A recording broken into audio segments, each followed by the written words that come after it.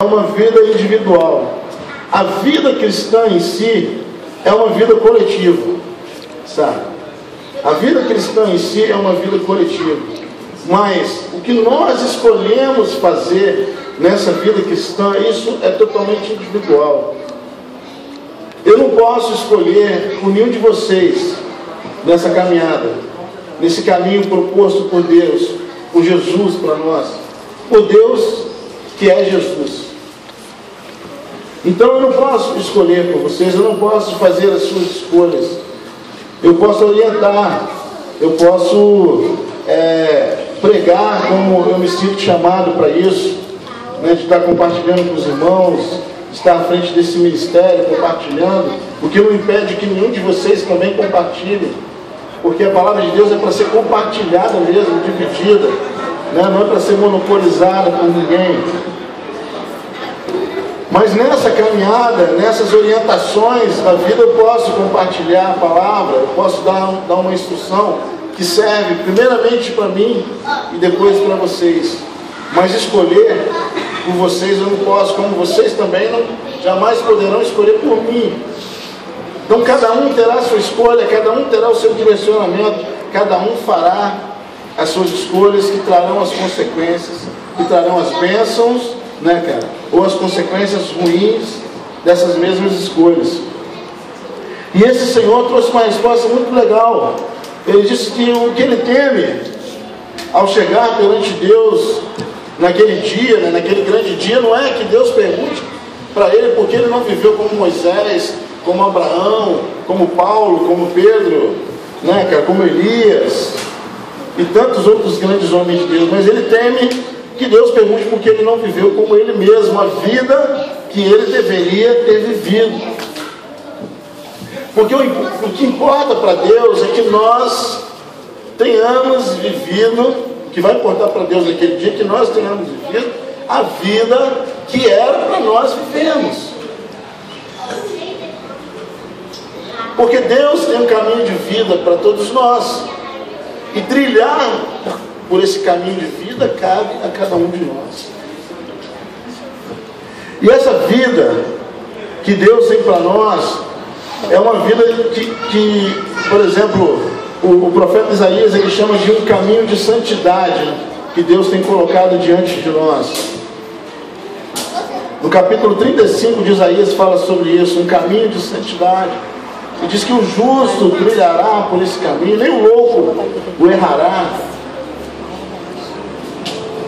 Essa santidade que tem sido tão deturpada, tem sido tão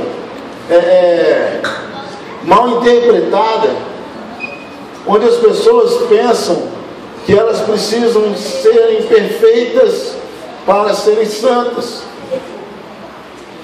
e que nunca serão perfeitos, porque perfeito só há um que é Deus. Mas o caminho que Ele propõe para nós é que nos leva à perfeição, porque a palavra de Deus diz que nós somos aperfeiçoados por Cristo, santificados pela palavra dele, que é a verdade para nós. Amém? Então a vida que Deus tem para nós e que Ele quer que nós vivamos se chama exatamente essa vida de santidade. E eu sei que o questionamento de muitos de nós é: como eu vou viver sem pecado? Eu tenho certeza que esse é o questionamento da maioria das pessoas aqui, se não de todas. E deve ser o questionamento, porque realmente é o que perturba o homem, é o que preocupa, o que deve preocupar o homem. Como viver a vida sem pecar, afastando-se do erro, do pecado, daquilo que nos afasta do Senhor, ou que nos afasta de nós mesmos. Porque note bem que a preocupação do Senhor, que eu citei aqui, é de que Deus pergunte para ele porque ele não viveu como ele mesmo, ou seja, como ele mesmo deveria viver. Se nós temos que imitar esses santos homens, se há algo que ser imitado, sim, com certeza. Há grandes exemplos bíblicos de todos esses homens que nós devemos sim imitar, tentar fazer igual ou pelo menos parecido? Claro que sim. Mas nós jamais seremos como eles. Nós jamais seremos Moisés, nós jamais seremos Paulo, nós jamais seremos Abraão, mas cada um aqui será você mesmo. O Evandro, o alemão vai ser ele, o Léo Galo, o Fabrício, a Letícia, sabe? Cada um vai ser quem é. Nós precisamos trabalhar a nossa vida para que nós possamos dar continuidade a esse caminho de santidade, para que nós possamos dar continuidade ao aperfeiçoamento das nossas vidas, a essa busca, para que nós alcancemos aquele que é perfeito, que é Cristo. Não pecar, com certeza, é você não permitir, cara, que a sua vida seja uma vida mentirosa. Então, primeiramente, a primeira preocupação precisa ser: seja você mesmo. Seja você mesmo. Você não pode ser uma pessoa aqui e outra pessoa na escola, e outra pessoa em casa, e outra pessoa na rua, outra pessoa no grupo de amigos. Você tem que ser você mesmo sempre, em todos os lugares. Então, o primeiro caminho que a Bíblia propõe para nós, para vivermos uma vida sem pecado, é que nós sejamos nós mesmos. Porque sendo nós mesmos, a nossa vida se torna transparente. E havendo transparência, o pecado estará sempre visível. O erro estará sempre visível. Fácil de ser descoberto, fácil de ser tratado. Mas quando nós nos mascaramos, quando nós nos escondemos, quando nós fingimos ser algo que nós não somos, quando nós fingimos atitudes que não são as nossas atitudes, é nesse momento que nós nos viciamos na mentira, que é o que nos afasta de Deus sempre. O que vai nos conduzir à perdição é a mentira. Porque o caminho de Deus é um caminho de verdade. É um caminho de verdade. O que Ele propõe para nós é verdade. Santifica-os, né, cara? Na verdade, a tua palavra é a verdade. Então nós temos que ser nós mesmos. E nós seremos levados a esse caminho de santidade, a esse caminho de perfeição, a essa vida que é Cristo, pelo Evangelho, que é a boa nova de Cristo para nós.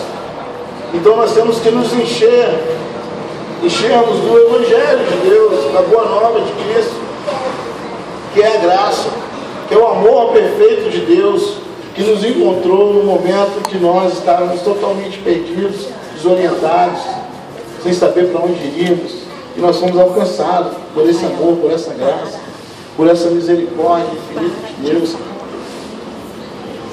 Sabe? Então, o caminho que nós devemos trilhar, a verdade que nós devemos encontrar, sempre é essa: é o Evangelho de Deus. É isso que nos liberta. Não é a religião, saca? Ou a anti-religião.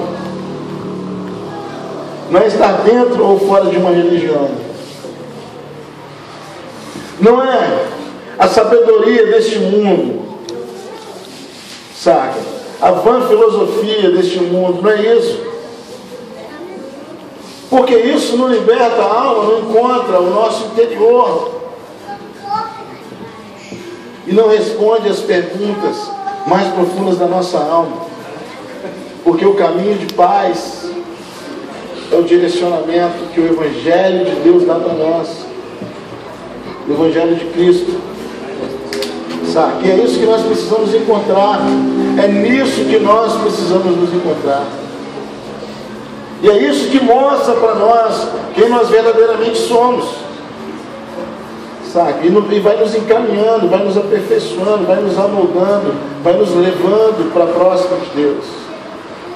Sabe? Então nenhum de nós quer viver uma vida afastada de Deus. Nenhum de nós, nenhum homem deseja isso. Às vezes por rebeldia, por questões de escândalos, de uma má orientação que tiveram na infância, por serem obrigados a viverem de uma forma A ou B, se tornam desobedientes e se rebelam contra Deus de diversas maneiras, de diversas formas. Mas no fundo, nenhum homem quer viver longe de Deus, nenhuma pessoa quer viver longe de Deus. Todos nós queremos Deus. Seja criança, seja jovem, seja homem feito, seja senhor idoso, todos os homens dessa terra querem Deus, todas as pessoas dessa vida querem Deus. Há no coração do homem esse desejo. E a palavra de Deus fala isso, e eu creio, por experiência própria e por experiência também de muitos que conheço e que conheci. Eu posso dizer que todos os seres humanos, todos os homens querem Deus. Eu sei que aqui nesse momento eu estou diante de pessoas que querem Deus. Estou diante de pessoas que desejam dentro das suas vidas o Deus verdadeiro morando em seus corações. Desejam a vida de Jesus, o Cristo de Deus, que se doou, que morreu por nós, que doou o seu sangue, que deu a sua vida, que deu a sua vida e a sua morte, e pela ressurreição nos mostrou que a morte poderia sim ser vencida. Todos nós queremos esse Jesus. Todos nós queremos esse Cristo. Eu quero e eu sei que vocês querem também. Amém? Amém. E é por Ele, é em nome dEle que nós vamos cear nessa noite. É em nome dEle que nós vamos repartir o pão e fazer aquilo que Ele nos ensinou, que Ele disse: façam isso em memória de mim, lembrem de mim, lembrem que eu comi com vocês, lembrem que eu reparti o pão com vocês, lembrem que eu também fiz isso. Toda vez que comerem do pão, toda vez que vocês beberem, toda vez que vocês se assentarem para comer, façam isso lembrando de mim, lembrando que foi assim que eu vivi, lembrando que foi assim que eu ensinei, lembrando que foi assim que eu propus que todo homem devesse viver. Façam em memória de mim. Amém? Então vamos nos preparar para esse momento da ceia. Vamos preparar os nossos corações para isso. A Bíblia nos ensina algo muito importante sobre isso. A Bíblia diz que o homem deve sondar o seu coração, analisar a si mesmo, para que então ele possa participar desse momento da ceia. Essa para mim é uma das partes mais importantes da Bíblia. Porque nesse momento que Paulo ensina sobre a ceia, ele fala uma coisa muito interessante. Quem é militante já me viu falar isso já umas 100 vezes.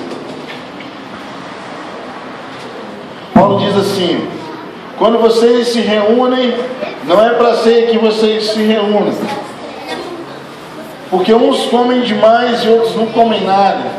Uns bebem ao ponto de se embriagarem e outros não bebem nada, ficam de bico seco.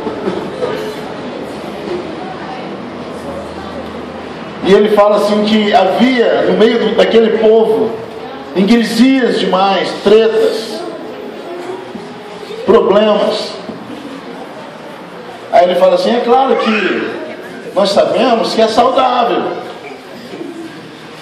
que hajam essas tretas, porque é no momento que há essas discussões, esses debates, essas discordâncias, que nós reconhecemos quem é a pessoa madura e quem não é, quem é o infantil da história. Beleza, tá aí, beleza. Só que tem uma coisa: para comer da ceia, vocês devem analisar as suas vidas, para que vocês não comam e bebam de forma indigna, para que vocês não comam indignamente. Ora, como assim comer indignamente? Aí ele fala assim: para que vocês não se tornem culpados da morte do nosso Senhor Jesus Cristo. para que vocês não sejam réus da morte de Cristo. Como que nós seremos réus da morte de Cristo? De que maneira? Somos réus da morte de Cristo quando nós assassinamos o corpo de Cristo. Ora, o corpo de Cristo é a igreja, somos nós mesmos. Quando nós temos tretas entre nós, quando nós temos ingresias, quando nós nos dividimos, nós dividimos o corpo de Cristo, ou seja, nós mutilamos esse corpo. E se nós mutilamos esse corpo, nós o matamos. Então nós assassinamos a Cristo todas as vezes que nós nos dividimos. E essa ceia, ela serve para que nós estejamos unidos. É algo que simboliza essa unidade do corpo. Porque a perfeição do corpo de Cristo está nessa unidade de todos os membros, de cada um de nós, de cada parte desse corpo. Então, se nós estamos unidos, se nós estamos juntos nessa visão de que somos o corpo de Cristo e de que não queremos dividi-lo, então nós estamos aptos a participar, comer dessa ceia. Beleza? Bom, para quem está nos visitando, a ceia militante, né, ela não é tão tradicional, não é tão litúrgica como você vê por aí, né? Então a gente compra aquele pão ali, né, cara? Sempre a gente compra um pão bonito. Sempre falo pra galera, e a galera que traz, tá? É o povo que traz. Foi a Lu que trouxe? Hoje só a Lu que trouxe? O Fabrício trouxe mais. Fabrício trouxe mais, ele tinha me falado, eu sabia disso. Tá ali, ó. Então eu sempre falo, ó, gente, traz pão, traz bolo, aqueles bolos de padaria bem bonitos mesmo e tal. A única coisa que a gente mantém dentro da tradição é o suco de uva, né? Porque se fizer com vinho mesmo alcoólico, dá um chabu danado. Mas a gente já fez com Fantaúva, porque se fizer com vinho mesmo alcoólico, dá muita falação, muito escândalo. E aí a gente, não, suco de uva mesmo, tá tudo tranquilo. Mas a gente já fez com Fantaúva e já fizemos até com Coca-Cola. Groselha, uma vez. Groselha. Mas a gente faz com suco de uva para manter essa tradição, né, cara? Para ter algo, pelo menos, que mantenha essa tradição. Mas o que a Bíblia ensina para nós é que nós devemos comer juntos. Nós devemos comer juntos. É unicamente isso o ensinamento bíblico. É assim que nós cremos. Então, está aqui o pão que será repartido por todos nós. E eu sempre digo assim, como à vontade, mas não tão à vontade que falte para ninguém. E o mesmo também não vai estragar que falte para os outros. Mas estejam à vontade nisso. Comer, pegar um pedaço de pão, pegar um copinho daquele de suco de uva. Depois, se sobrar e você quiser mais, pode pegar de novo. Se você quiser dividir com alguém, né? Aquela famosa tradição de trocar um copinho e tal, falar eu sou um contigo. Beleza, faça isso. Hoje o vinho é de soja. É de soja hoje? Soja. Hoje que legal, né, cara? Tá vendo? Pão integral? Não, integral. Então será uma ceia politicamente correta. Então vai rolar, então até aí, ó, suco de uva de soja. Beleza? Bom demais. Então, participa disso. Pega o teu copinho, pega o teu pão. Segura a onda um pouco enquanto você pega, pode trocar se você quiser. E aí depois nós vamos comer junto. Né? Então, sirva lá o povo lá de trás também. Pega um pedaço de pão, a gente queria tocar uma música.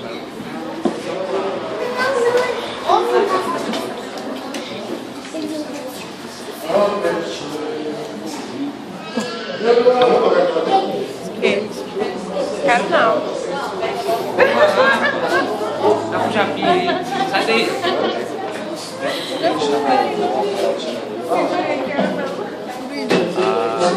Segurei lá. Aqui, pode ser. Aqui é só a palavra. Beleza?